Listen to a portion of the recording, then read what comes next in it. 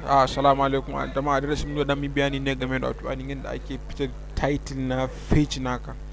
Muka tashi da mu zo mu shiga text editor namu, gashi shine notepad. Wannan shine web browser namu. Dama shi wato ainihin yana aiki da abubuwa biyu ne, da web browser, text editor da kuma web browser ya kuma kwamfutan kanta. Muka tashi shine da mu rubuta bukatar title din da muke bukata na wannan sunan page, wannan da muka yi saving ne. Da muna bukatar mu fitar title a nan gudu. Rashi ne da mu zo nan wurin, rashi da mu sa html. Mun yi opening tag ne html kenan, sai mu sako kasa, sai mu yi closing ɗinsa saboda mantuwa, sai mu zo mu sa backslash.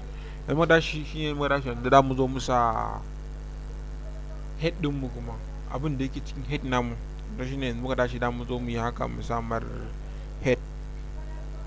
Mun yi open tag na head, sai mu sako kasa, shi ma mu yi closing tag ɗinsa backslash saboda mantuwa. Shi closing tag ana tafiya da backslash ne. To yanzu a tsakanin wa'innan shine da mu sa title din mu a nan wurin. Mu dashi a nan wurin da mu zo mu yi opening tag, sai mu zo mu sa title, sai mu yi closing, sai mu zo mu yi closing tag ɗinsa. Da mu zo mu yi backslash, sai mu rubuta closing tag na title din mu, sai mu yi closing haka. To yanzu anan shine da mu sa abin da muke bukata fitar man da shi a nan guda tsakanin title nan da mu rubuta sa. Yanzu misali mu sa, I think mu sa new page a nan gudun. Wannan shine sunan ainihin abin da muka yi saving ɗinsa, wannan ba title bane. Yanzu muka sa bari mu saving ku gani, sai mu zo mu yi refreshing anan. Aga fitar man da sunan title din mu a nan gudun. Yanzu title da muka rubuta anan shi dai hauro man da shi nan.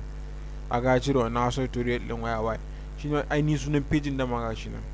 To a gani in baka rubuta title ba dai hauro maka da wannan ne, in kuma ka rubuta title shi ne fitar maka da shi anan. Yanzu muka zo mu misali yanzu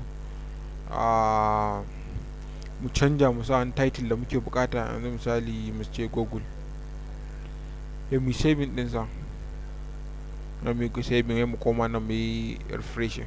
Aga fitar man da shi shine title din mu shine Google a nan gurin. Yanzu duk abin da muka rubuta tsakanin nan da nan shine abubuwan, shine title din mu dai. To in kuma kana cikin rubuta HTML naka, in kar ka manta da wannan backslash. In ka sa backslash duk waɗanda ka rubuta an dai shiga cikin nan ne. Yanzu misali yanzu mu anan mu sa Hausa tutorial. Misali mun sa Hausa tutorial anan, muka yi saving ɗinsa, muka zo muka yi refreshing, ba ga shawuru ba. Yanzu muka cire wannan abun ko gaba ɗaya cikin nan da su koma, sai mu zo nan mu yi clicking anan, mu yi saving, sai mu zo mu yi nan.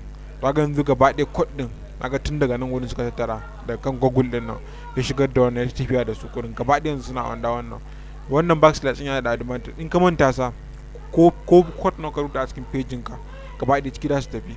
Wannan shine da ake wato hada wato ainihin title a page naka.